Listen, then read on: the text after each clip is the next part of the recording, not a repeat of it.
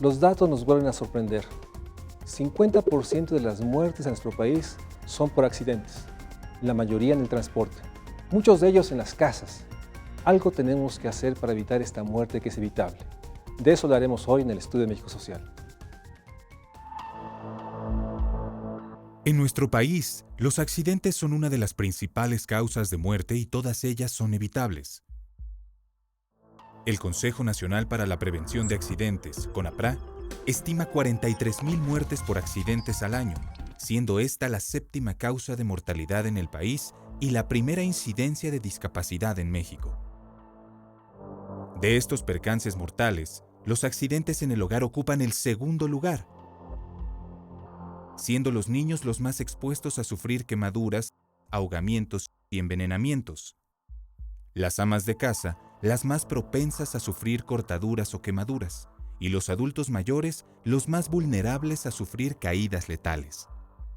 En noviembre de 2013, el INEGI informó que el 46,9% de muertes por accidentes correspondieron a percances viales, y de las 24,000 personas fallecidas en accidentes de tránsito, entre el 40 y 60% fueron muertes relacionadas al consumo de alcohol entre hombres y mujeres menores de 29 años.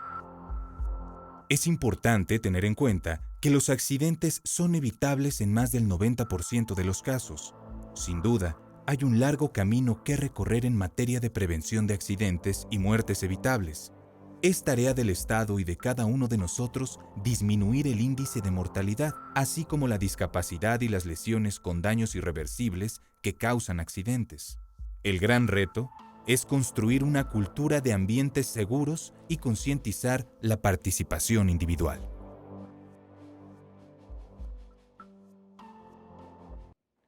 Buenas noches, bienvenidos al Estudio de México Social.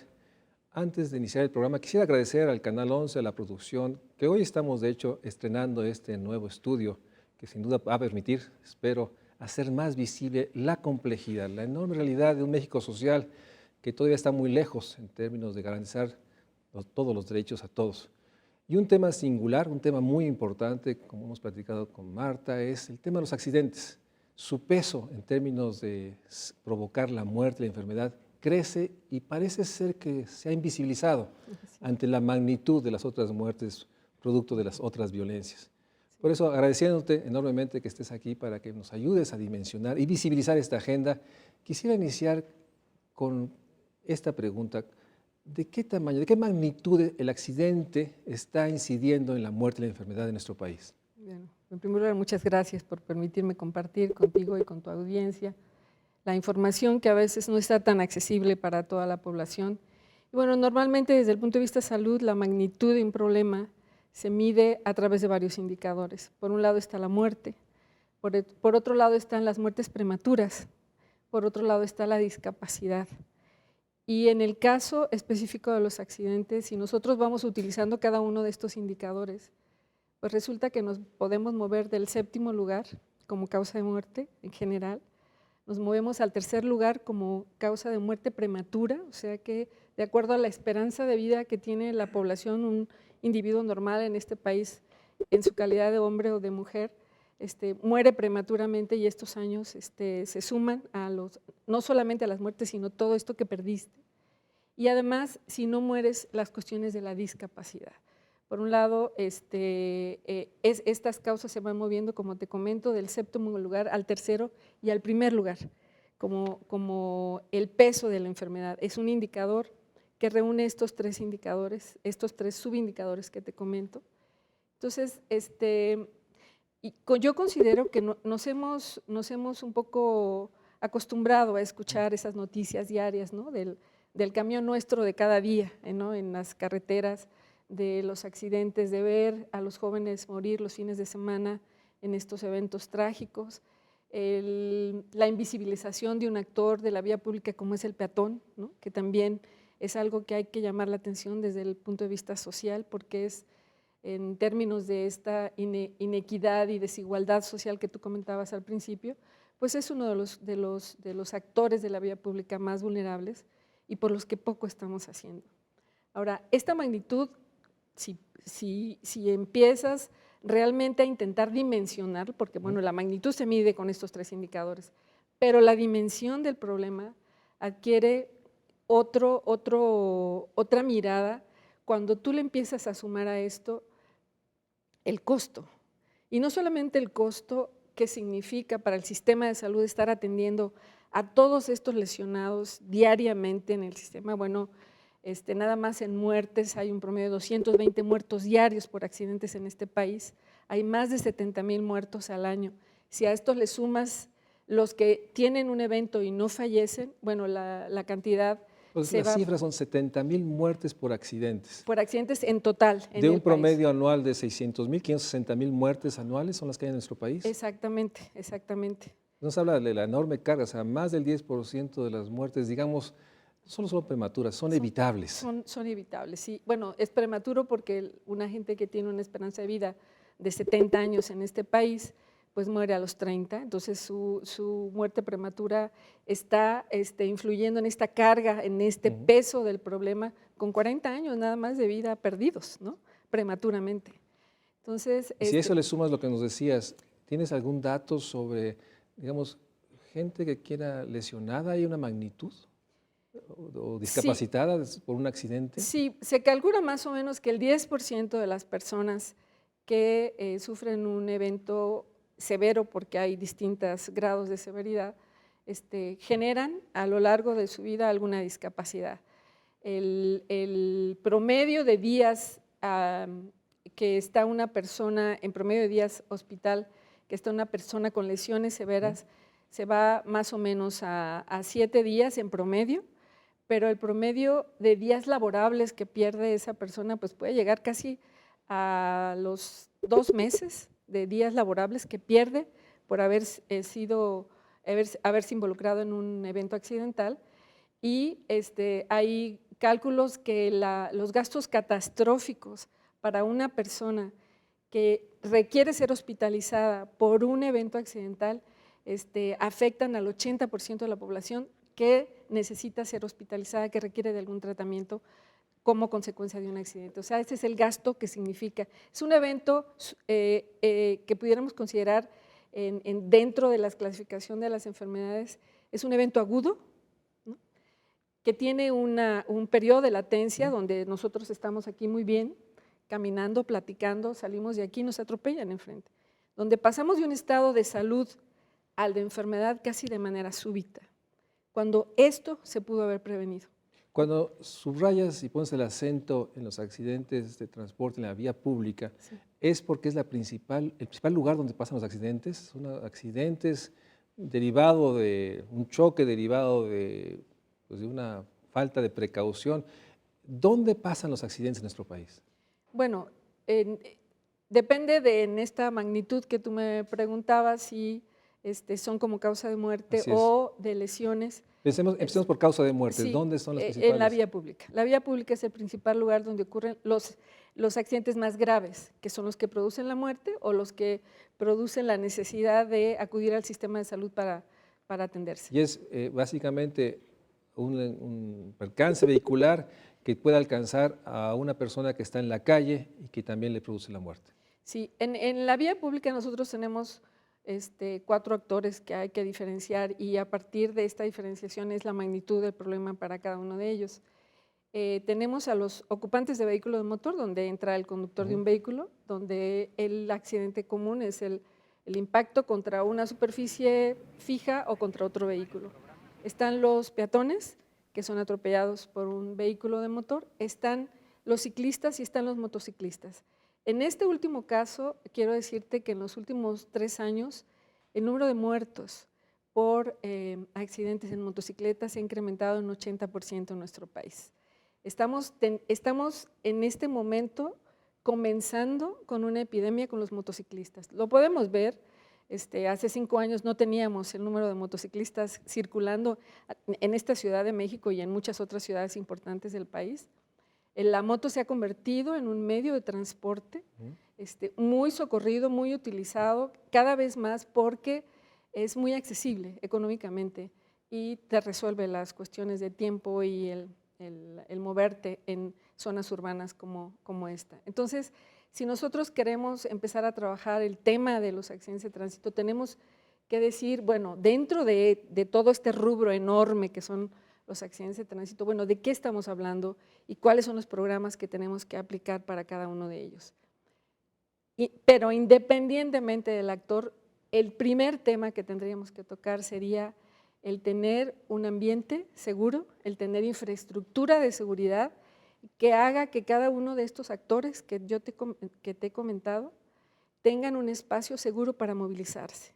Antes de irnos al primer corte, quisiera que nos explicaras la Comisión Nacional que tú presides ahora. Tú has sido una académica, investigadora, digamos, de largo desarrollo y recientemente incorporas. Esta Comisión Nacional, ¿cuál es su principal función? Esta que nos dices de orientar política pública para generar espacios, ¿esa es la principal función que ahora tienes como servidora pública del sector salud? Así es el Consejo Nacional. Consejo. Yo soy la secretaria técnica del Consejo Nacional de Prevención de Accidentes. Este consejo es un ente del más alto nivel que está presidido por la Secretaria de Salud, ese consejo, y en donde participan distintos sectores que están relacionados con el tema de accidentes, no solamente con el tema de accidentes de tránsito, sino con todos los tipos de accidentes que ocurren cotidianamente en este país. Ahorita hablaremos de esa parte. Vamos a un corte. Estamos hablando con la secretaria técnica del Consejo Nacional para Prevenir los Accidentes, el máximo organismo del sector salud, que como vemos tiene una tarea titánica. Para empezar, tenemos casi más de 60,000 muertes al año, más del 10% de las muertes totales, accidentes que nos reflejan no solo muertes prematuras, muertes que no debieran suceder. Vamos a seguir hablando porque el otro tema es que cuando hablamos de grupos etarios, sobre todo los niños y jóvenes, encontramos también que a veces los espacios más seguros, las casas, los jardines, son lugares realmente letales que generan tanto dolor. Vamos a un corte y regresamos para seguir hablando sobre accidentes, una de las principales causas de la muerte y del dolor en nuestro país. Según datos del INEGI, la distribución porcentual de las defunciones accidentales por tipo de accidente en 2011 registró con mayor número los ocurridos en transporte con 46.9%. Le siguen los accidentes por caída con 6.4% y de ahogamiento con 6.1%. Curiosamente, los accidentes por fuego o quemaduras tienen solo el 1.7% del total de las muertes por accidente.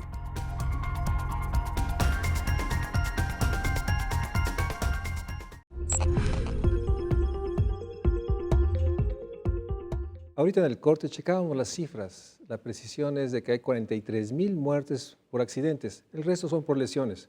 Aún así, como decía bien Marta hace rato, son enormes, es excesivo, es, digamos, inconmensurable en términos de dolor.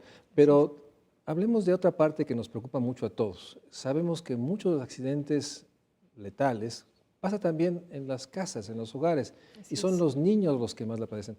¿Cuántos niños mueren por accidentes en nuestro país al año? En promedio mueren 3,000 niños al año como consecuencia de un accidente.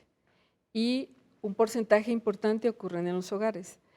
Cada vez los niños están más saliendo a la vía pública y te puedo decir que, por ejemplo, a partir del año de edad, la primer causa de muerte en los niños de 1 año son las lesiones debidas al tránsito.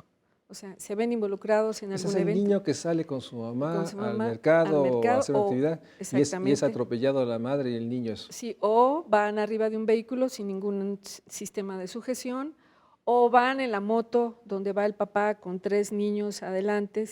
Los niños hasta los 12 años no pueden transitar en una motocicleta. Entonces son todos estos... Que por otra parte es dramático la imagen porque todos los días vemos niños, padres, en motocicletas, niños sueltos atrás de los vehículos. O sentados adelante en las piernas. Y hay esta enorme, no sé cómo llamarlo, esta enorme realidad que pareciera ser que no se dan cuenta del riesgo enorme y que la estadística, ahora sí la estadística demuestra esta cifra, casi 10 niños todos los días mueren por un accidente. Así es, así es. Y bueno, el hogar que como tú mencionabas al principio, que debería ser el espacio más seguro para que un niño se mueva, se juegue, pase sus momentos de descanso y de recreación, pues en este país el hogar se convierte en un lugar donde están ocurriendo de manera importante eventos accidentales. Ahora, ocurren como consecuencia para mí, de una cultura que tenemos de vivir en el riesgo y no una cultura de la seguridad. Yo hice una investigación en hospitales pediátricos de esta ciudad, donde analizamos el problema de los accidentes que ocurrían en el hogar, que llegaban los niños a los hospitales. Después visitábamos el hogar de estos niños para ver cuántos riesgos había. Y bueno, la cantidad de riesgos potenciales que tenía ese hogar eran enormes, y luego nos preguntábamos cómo es posible que este niño nada más haya llegado por una quemadura, ¿no? O este niño nada más haya llegado porque se cayó de la escalera. O sea, realmente estamos muy acostumbrados a vivir con los riesgos. Si hay un cable atravesado, lo brincamos, no vemos cómo podemos fijar ese cable para que no esté ahí. Las escaleras ya sabemos que son un lugar donde los niños se acostumbran pues jugar, o las mismas azoteas.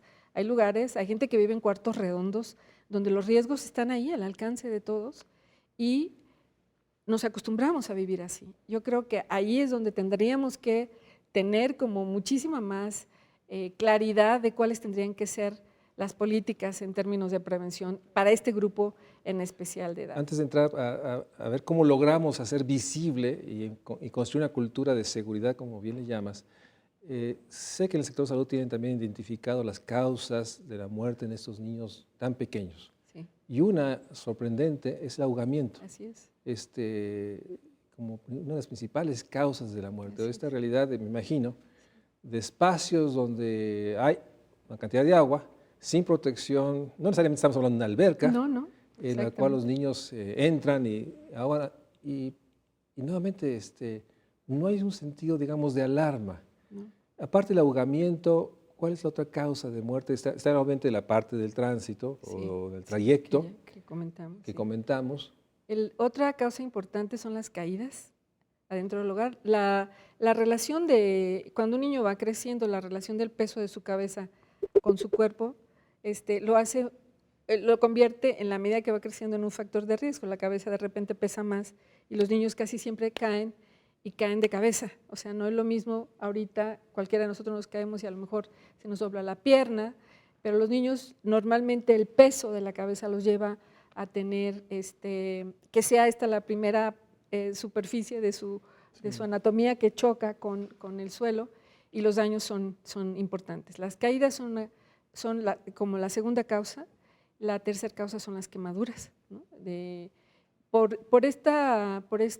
Escuchamos, todos los que estamos aquí, todo el público, estoy segura que ha escuchado hablar de, bueno, que tengan cuidado a la hora de cocinar los alimentos, que se tenga cuidado que los niños no estén en los espacios donde puedan alguna chispa, un chispazo eléctrico, el cubrir las salidas eléctricas, etcétera. Lo sabemos, o sea, no es un problema de que no conozcamos cuáles son los riesgos. No sabemos qué hacer para tener esta cultura de seguridad. Te comento, por ejemplo, que el lugar donde más se ahogan los niños son en depósitos de agua pequeños, o es en un balde, o es en un lugar donde se guarda el agua para la familia, y dices tú, bueno, si sabemos que ahí está, si sabemos que se caen de las escaleras, si sabemos que los niños no pueden jugar en las azoteas, ¿por qué continuamos permitiendo eso? Los envenenamientos, por ejemplo, con productos de limpieza.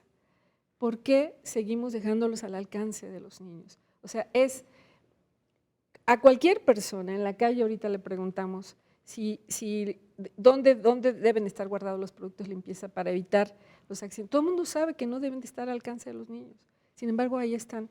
Y ahí hay factores muy complejos, como esta realidad que hemos comentado, de que 1 de 4 hogares en nuestro país son hogares de jefatura femenina. Muchas veces es el tiempo de soledad de los niños y niñas, ¿no? Sí. Confinados en lugares de riesgo, solos por largos periodos, en los cuales no es solo una cultura de riesgo, también son los elementos, digamos, de la realidad de este país, en el cual el tiempo de cuidado se ha erosionado ante la realidad de los adultos que tienen que trabajar, todos los que están, dejando a los niños solos en entornos realmente difícil. Sí. Pero un tema que está es que esta falta de cultura de seguridad también se da en los de alto ingreso. Yo puedo ir a los parques donde veo unas familias de alto ingreso y ves a los niños sin el casco, ves a niños en deportes de riesgo, toda la familia. Sí. Entonces, esta realidad de la cultura del riesgo también cruza los niveles de ingreso y que también hace que aún los hogares que tienen mayores ingresos, también hay esta realidad de pues, la enorme entorno de muerte y de enfermedades. Es algo muy paradójico que no logra construirse en nuestro país. Sí, sin embargo, yo sí creo que las posibilidades y los recursos con los que cuentas, en la medida en que se va incrementando tu nivel de ingresos y en la medida en que también los saberes, ¿no? De por dónde los comportamientos, los saberes que cambian comportamientos, que eso es lo importante aquí. Yo no creo que sea lo mismo. Yo no creo, no es lo mismo ir a un parque de diversiones como el Kitsania, a ir a un parque de diversiones Iztapalapa. donde los juegos son tubulares, donde no hay ninguna protección para que los niños bajen de las resbaladillas, donde están rotos los juegos en los que se suben. O sea, sí es una cuestión que cruza, que bueno, el riesgo está ahí, pero el riesgo es diferenciado, Sí, sin duda. y la posibilidad de sufrir una lesión grave es mucho mayor en las clases más bajas.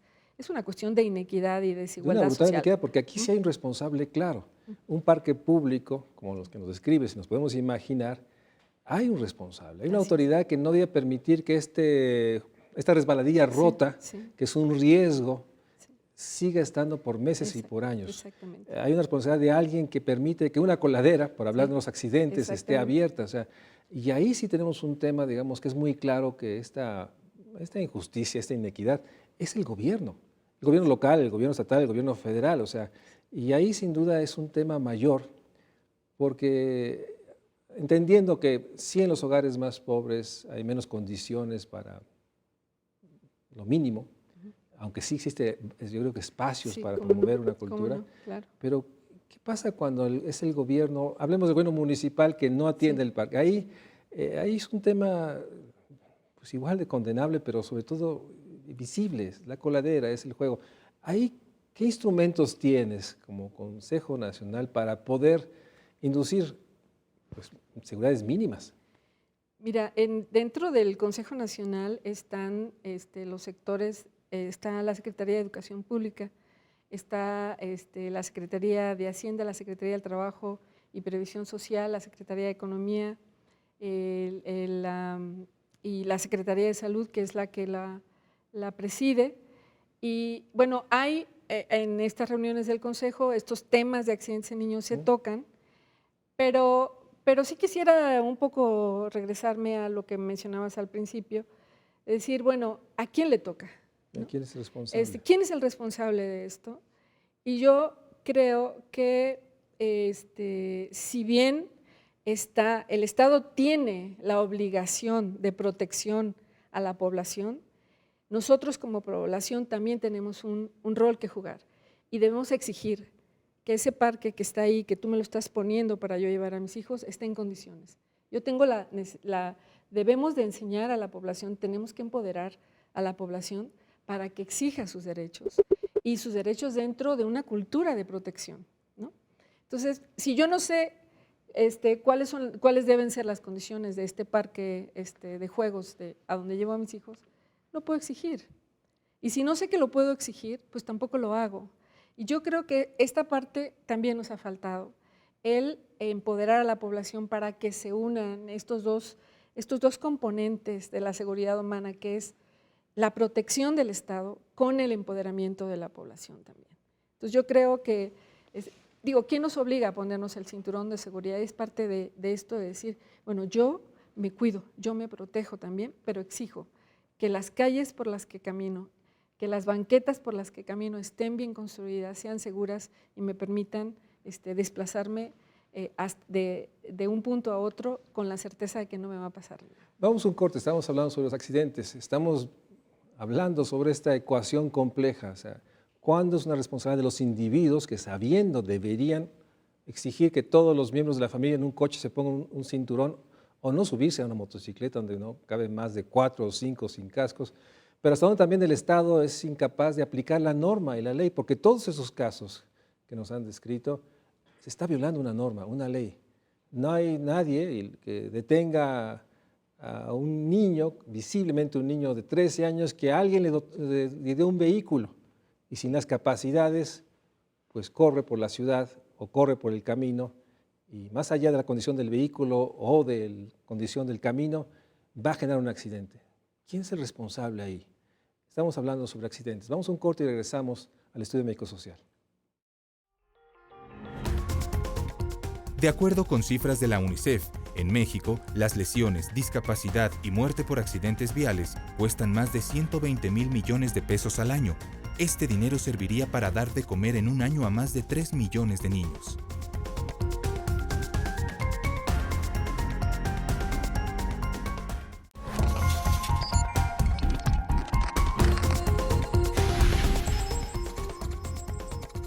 Platicábamos de la enorme complejidad, desafío que viendo normas, reglamentos, no se cumplen.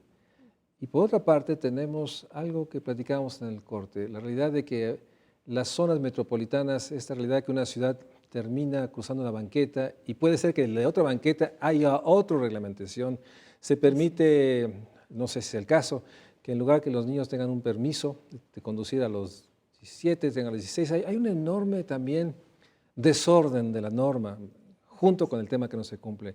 En estas zonas metropolitanas parecía ser que el reto se vuelve mayúsculo porque no solo se cumplen, pero hay normas que no están homogenizadas. ¿Cómo lidiar con esto? Bueno, en México actualmente tenemos ya 59 zonas metropolitanas y esto aumenta la complejidad en términos de la prevención, sobre todo de los accidentes que ocurren en vía pública, porque como bien comentas, hay un traslape entre las autoridades municipales, las estatales y en algunos casos hasta las federales. Por ejemplo, estas carreteras que cruzan zonas, pongamos el caso más cercano que es Cuernavaca, donde vienes en una autopista, de repente vienes en lo federal, de repente llegas a lo estatal y luego entras a lo municipal por la misma avenida y luego vuelves a salir también poco a poco por ese mismo libramiento, ¿no? Estas zonas metropolitanas se han convertido en un tema, en un reto en términos de la prevención, porque incluso los mismos indicadores para saber la magnitud del problema que tú me preguntabas hace rato, se construyen con base en población, la población que tiene una comunidad determinada. Ahora tienes que empezar a incorporar en el análisis del problema esta unidad de análisis que es lo metropolitano y deja de ser la ciudad. Y deja de ser el Estado, sino son todas estas zonas metropolitanas. Aquí, además de todo lo que mencionas, de las diferencias que hay entre tener un reglamento de tránsito municipal, que bueno, son los municipios los responsables de bajar la ley, una ley que puede ser estatal, convertirla en un reglamento.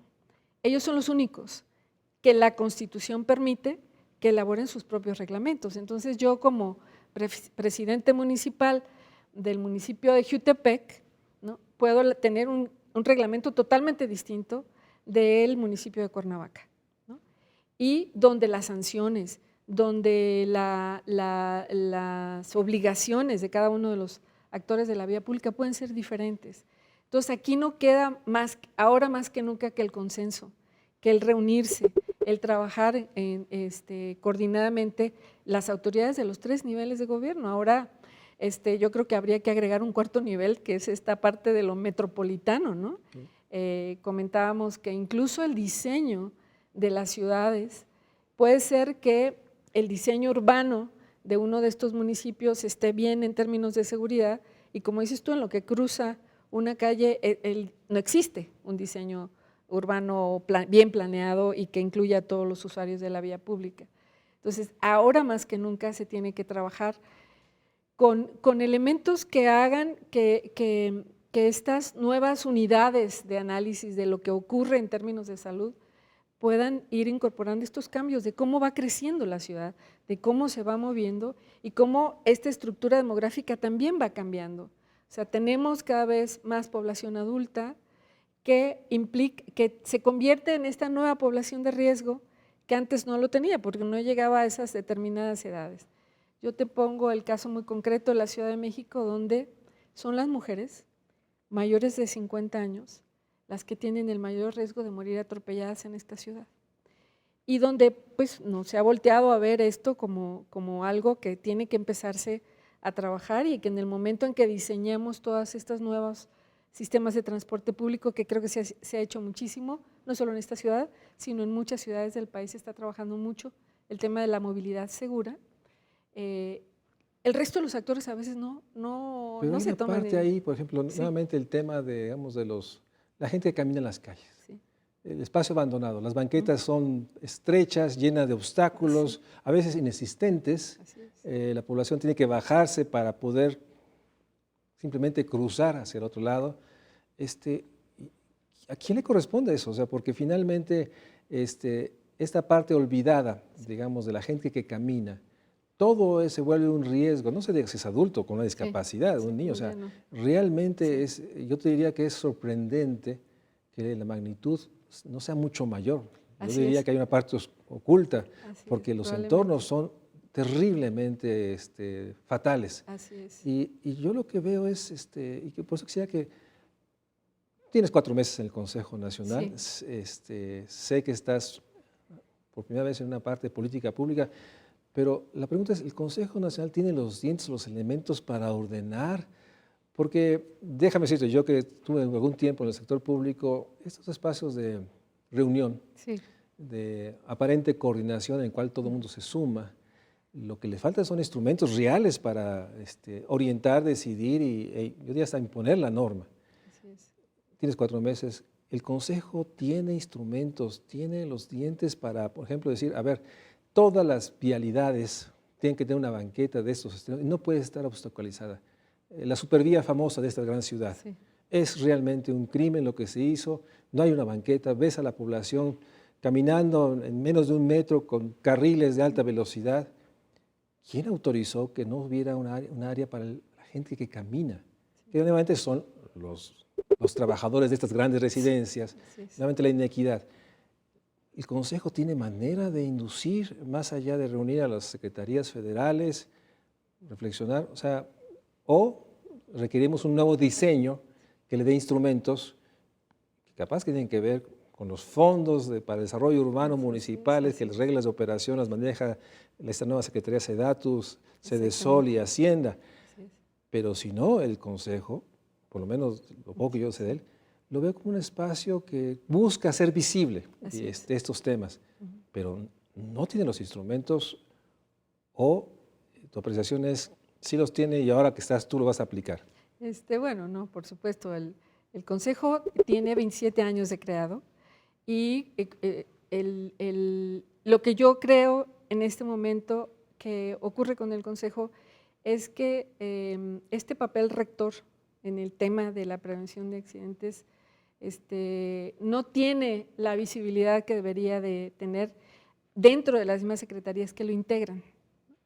Está la Secretaría de Comunicaciones y Transportes, hay una Estrategia Nacional de Seguridad Vial que está firmada por la SCT y la Secretaría de Salud, que se firmó en 2010, y hay los instrumentos para generar acciones. Yo te pongo un ejemplo muy claro que son los dispositivos de las alcoholimetrías que hay actualmente, que en la Ciudad de México se instalaron en 2004, a partir de 2004 empezó el programa, y quiero decirte que a nivel de la República Mexicana este programa, gracias a las acciones del Consejo, del Secretariado Técnico, se difundió.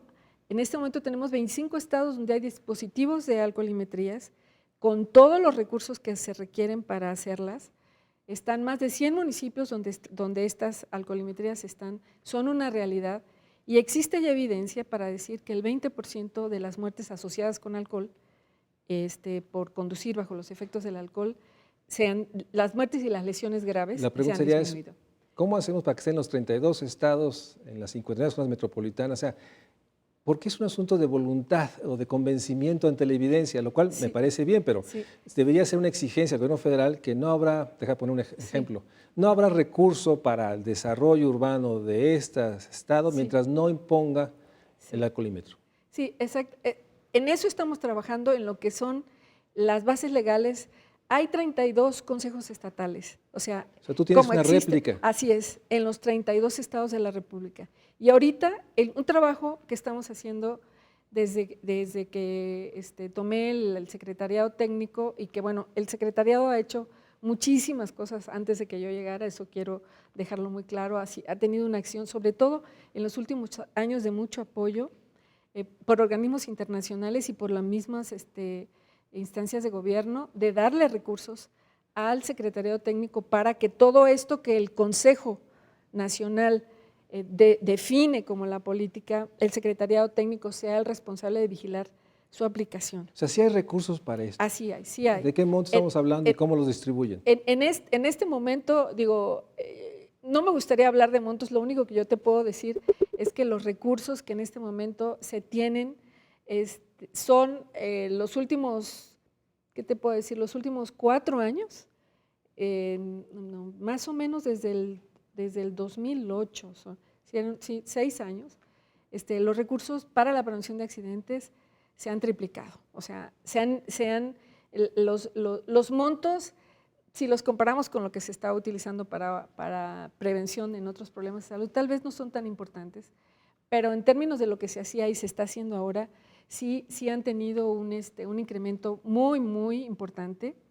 Y te digo, el hecho de tener estos 32 estados con los consejos estatales, en este momento estamos trabajando para darles todas las bases legales a estos consejos para que tengan esta posibilidad de replicar o de aplicar las políticas definidas desde el Consejo, que sean una realidad en los estados. Una de las estrategias que estamos nosotros intentando implementar ahorita es que estos consejos, la instalación de estos consejos se haga con la publicación en los medios que ellos tengan, ya sea el diario oficial en los estados o la Gaceta estatal, para que tengan este componente. Respaldo. Pero además, estamos iniciando ya la firma de convenios entre la Secretaría de Salud y los gobernadores para que estos consejos estatales tengan un impulso y que realmente puedan hacer. ¿Qué pasa con los accidentes? Los accidentes son multifactoriales. Entonces, ¿a quién le toca el tema de la prevención? Pues no es solamente a salud, no es solamente a la SCT, no es solamente a la Secretaría de Educación Pública, es a todos y requiere del consenso de todos los sectores involucrados. Si nosotros esto no lo logramos, poco vamos a poder hacer por la prevención. Así es. Vamos a un corte, regresamos ahorita al Estudio Médico Social. Estamos hablando del enorme desafío jurídico, administrativo, de coordinación. Es evidente, se tiene que ser mucho más. Lo digo yo, el Consejo Nacional debe tener mucho más recursos. Estamos hablando de 43,000 muertes anuales, más de 3,000 niños que mueren por accidentes. Hay factores reales internos, la pobreza, la exclusión, la calidad de la vivienda. Hay factores reales de mayor complejidad que puede ser esta cultura de seguridad que no logra ser implantada y creo que es mucho más que poner carteles. De eso hablaremos en el último corte con Marta, la responsable del Consejo Nacional para Prevenir los Accidentes. Sin duda un gran desafío. Así es. Vamos a un corte y regresamos al Estudio Médico Social. Con base en información de CONAPRA, los principales accidentes ocurridos en casa a menores de edad se deben a quemaduras, envenenamiento y ahogamientos. En los adultos mayores, las caídas ocupan el primer lugar. Con respecto a los accidentes viales, el consumo de alcohol en los jóvenes es el principal factor que ocasiona daños graves. Y en los infantes, la falta del uso del cinturón de seguridad podría reducir el número de niños accidentados.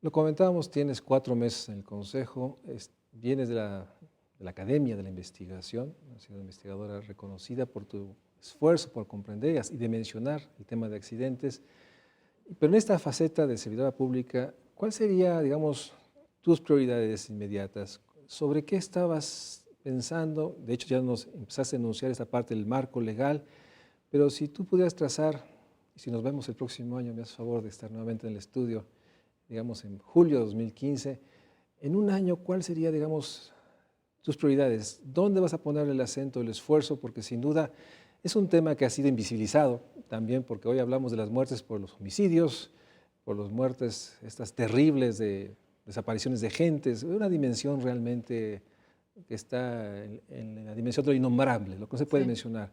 Y ha hecho que, probablemente, como hipótesis, que la muerte por lesiones, accidentes, pierda presencia, no está en la agenda. No solo del gobierno, en los hogares, como tú bien nos explicabas. ¿Cuáles son los pasos, tus prioridades? ¿Cuál es tu programa de trabajo que estás diseñando pensando en un año? O sea, ¿hacia dónde estás dirigiendo el esfuerzo del Consejo? Bueno, en primer lugar, yo creo que después de ser investigadora en salud pública los últimos 30 años de mi vida en el tema específico de los accidentes, yo creo que para empezar el Consejo debe de tener un mejor nivel y el Consejo debe realmente de tener ese papel de rector en el tema. Creo que falta incorporar en las reuniones de Consejo y en la acción del Consejo a esta Secretaría de SEDATU, que estamos trabajando para ya en la próxima reunión del Consejo que sea uno de los miembros invitados y tal vez hacer alguna modificación en el decreto de creación del Consejo para incorporar a estas nuevas áreas que deben estar participando y escuchando esto. La otra acción que yo considero que deberemos de realizar en el Secretariado Técnico es realmente lograr tener la cifra real de lo que sucede con los accidentes. Cuando uno habla de accidentes, depende a quién le preguntes, son las cifras que te da, ¿no? Nosotros hemos optado por dar las cifras que da el Instituto Nacional de Geografía e Informática, de Estadística en Geografía e Informática, que es la fuente oficial de datos en mortalidad y ahora de lesionados en zonas urbanas y suburbanas. Sin embargo, este dato podría estar subregistrado. Entonces, bueno, una de las tareas en las que estamos ahorita es mejorar la calidad de los datos y realmente incorporar todas las posibles fuentes. El problema que tenemos con los accidentes es que hay una diversidad de fuentes de información. Entonces, uno lo tiene la policía, otro tiene la Secretaría de Comunicaciones, otro tiene salud, etcétera, etcétera, ¿no? Instituciones como el Seguro Social, como el ISSSTE, que tienen todos los datos relacionados con las lesiones en el transcurso al trabajo, en el traslado al trabajo, los accidentes que tienen que ver con los que ocurren exactamente en los lugares de trabajo. Entonces hay una diversidad de fuentes que la otra estrategia es realmente lograr la visión, si tú me preguntas, la visión del Secretariado Técnico del Consejo Nacional para la Prevención de Accidentes a corto plazo sería ser un centro de consulta único en cuanto a los daños a la salud provocados por accidentes en este país. O sea, que no tuvieras que acudir a otro lado más que ahí, que tuvieras la certeza de que ese es el dato. Esa es una. La otra, lo que yo te mencionaba de el fortalecer los consejos estatales. Si nosotros no trabajamos con las entidades federativas, cada una tiene sus particularidades y cada una tiene, este consejo tiene una posición diferenciada de acuerdo a lo que las autoridades consideran que ese consejo estatal debe tener en términos de recursos humanos, financieros, etcétera. Y entonces, el lograr fortalecer los consejos a través de lo que te mencionaba yo, estos convenios que se firmen entre un secretario de Estado y el gobernador para darles una mejor, un posicionamiento mejor para que desarrollen sus actividades. Estas serían como las tres grandes acciones que si tú me invitas dentro de un año, con mucho gusto, te diré cómo vamos en estas tres cosas. Hay muchísimo trabajo por hacer y yo creo que esta coordinación intersectorial la tenemos que estar trabajando día con día. No podemos, desde salud, resolver el problema de los accidentes. Salud está trabajando muy bien para atender a los lesionados. Así es. La carga para el sistema de salud es impresionante, pero no se puede resolver ni aún teniendo un hospital de trauma en cada esquina de las ciudades.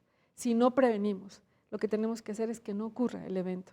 y no ocurre teniendo en claro cuáles son todas estas medidas en las que tiene que actuar el gobierno en esta acción de protección a los ciudadanos y los ciudadanos exigiendo que estas condiciones de seguridad existan, tanto en la vivienda como, digo, las viviendas, cuántos casos hay de todos los días de inundaciones, de condiciones, que ya se cayó una pared de una casa, que hay cantidad de viviendas con daños O esta estructurales. realidad del evento reciente de Ecatepec, de un evento masivo, y resulta que alguien, una autoridad, autorizó un evento de esta magnitud con una puerta reducida que llevó a la muerte. Esas omisiones son las que, digo, yo entiendo esta parte, digamos, y creo que hay que hacerlo, hay que fortalecer las comisiones estatales, hay que fortalecer el Consejo, hay que tener más información para lograr visibilizar algo que se nos está perdiendo, pero mientras no logremos que la autoridad cumpla, y esta otra parte de la ecuación que mencionaste al principio, una ciudadanía, dicen los expertos, blanda, que ¿para qué exijo si sé que no me hacen caso? ¿Para qué exijo si todo está permeado por la corrupción y la verdad sé que hay intereses? Hay una enorme distancia, ¿no? Y ahí el peso sigue estando en la autoridad, ¿no? O sea, que no hay sanciones. Yo espero de este evento dramático se sancione y esa parte está. Entonces, entendiendo que sí, el Consejo es un organismo de salud, pero tienes el enorme trabajo de articular el gobierno federal, volverlo prioridad sector por sector, alinear sus programas de trabajo, que se vuelva una línea estratégica en cada una de las partes. Y después tienes este espacio enorme de una población que vive en el mundo informal, que compra lo que puede para subsistir, que vive en viviendas muy precarias, porque es la que puede obtener, con un servicio público desastroso, pero también está esta parte, que ahí es un asunto que quisiera nos reflexionaras. Si le preguntáramos a un padre de familia que lleva a sus 3 hijos montados en la motocicleta sin cascos, si es una conducta de riesgo, seguramente nos dice que sí.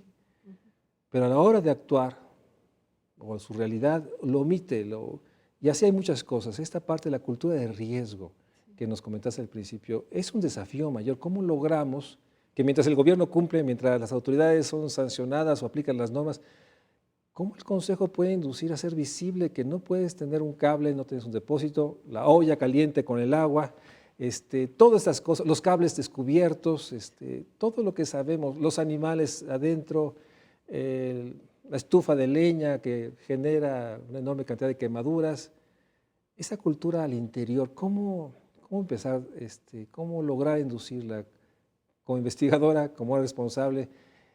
Creo que es uno de los desafíos más grandes que tenemos como país. Así es, yo también estoy de acuerdo. Es un enorme desafío porque, como te comento, la información ahí está. Todo el mundo sabemos de los riesgos si no usamos el cinturón de seguridad, por ejemplo, lo estamos viendo ahorita. De los riesgos si manejamos bajo los efectos del alcohol, etcétera, ¿no? De tener estos utensilios de cocina al alcance de los niños, estos productos de limpieza.